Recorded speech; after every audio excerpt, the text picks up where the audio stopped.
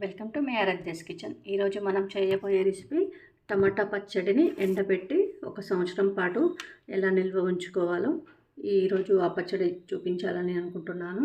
ఈ చట్నీ రుచికరంగా అలాగే చాలా రోజుల పాటు అయితే నిల్వ ఉండడంతో పాటు టేస్ట్ కూడా ఎక్కడ కూడా మారకుండా ఉంటుంది.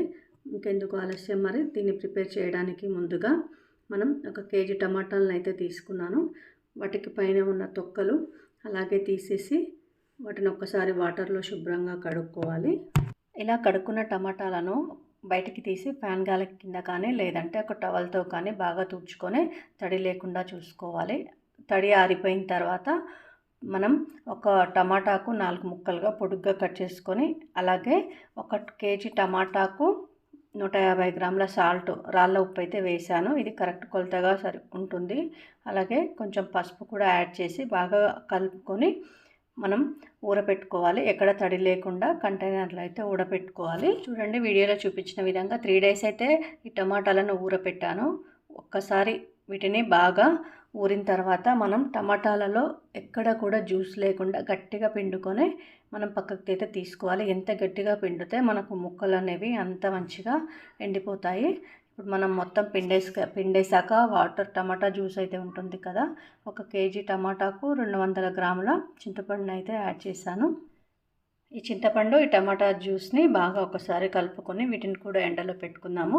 మనం పిండిన టమాటాలు ఉన్నాయి కదా, అవి ఒక చాప మీద వేసేసి బాగా ఎండే విధంగా మనం ఎండబెట్టుకోవాలి.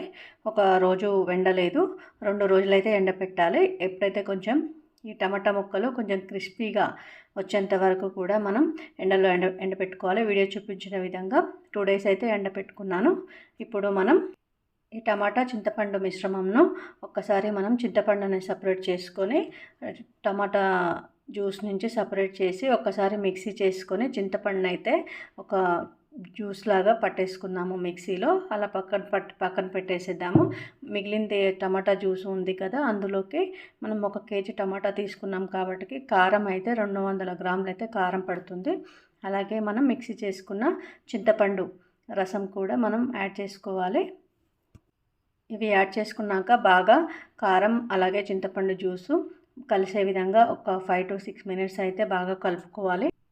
ఇప్పుడు మనం వేయించుకున్న 2 టేబుల్ స్పూన్ల జీలకర్ర అలాగే మెంతులు అయితే వేయించుకున్నాను. వాటిని మిక్సీ చేసుకొని పక్కకు అయితే పెట్టుకుందాము. ఆలోపు ఇదైతే కలిసిపోయింది టమాటా పచ్చడి.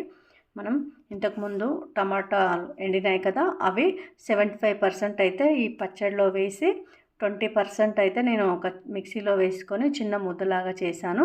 అది కూడా యాడ్ చేశాను. చూడండి, ఇవన్నీ వేసిన తర్వాత ఈ చట్నీని బాగా అంతా కలిసే విధంగా మధ్యలో కలుపుతూ ఉండాలి.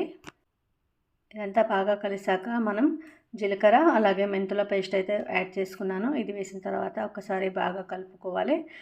గరిటెతో కలవకపోతే మనం చేయబెట్టైనా బాగా అంతా కలిసే విధంగా కలుపుకోవాలి. ఒకసారి కారం అలాగే ఉప్పు అయితే టేస్ట్ చూసుకోండి. ఇప్పుడు మనం అంతా ఒకేసారి పోపు కాకుండా కొంచెం మనకి ఎప్పుడు కావాలంటే అప్పుడు ఫ్రెష్గా అయితే పోపు పెట్టుకోవచ్చు. నేను ఒక చిన్న 1/2 కప్ అంత అయితే పోపు చేస్తున్నాను. దీనికోసం కడాయిలో ఆయిల్ పెట్టి మనం పోపులో అయితే చిన్నగా దంచి పెట్టుకున్న వెల్లుల్లిపాయలు అయితే యాడ్ చేశాను. అలాగే పోపుకు సంబంధించిన అన్నీ కూడా యాడ్ చేశాను. పోపు వేగాక మనం ఒక 1/2 కప్ అయితే టమాటా పచ్చడిని యాడ్ చేసుకున్నాను. ఇలా వేసిన తర్వాత బాగా ఒకసారి పోపు టమాటా పచ్చడి అంతా కూడా కలిసే విధంగా కలుపుకోవాలి. అంతే, టమాటా పచ్చడి, నిల్వ పచ్చడి అనేది రెడీ అయిపోయింది. మీకు ఈ రెసిపీ ఎలా ఉందో, నచ్చిందా అయితే లైక్ చేయండి, షేర్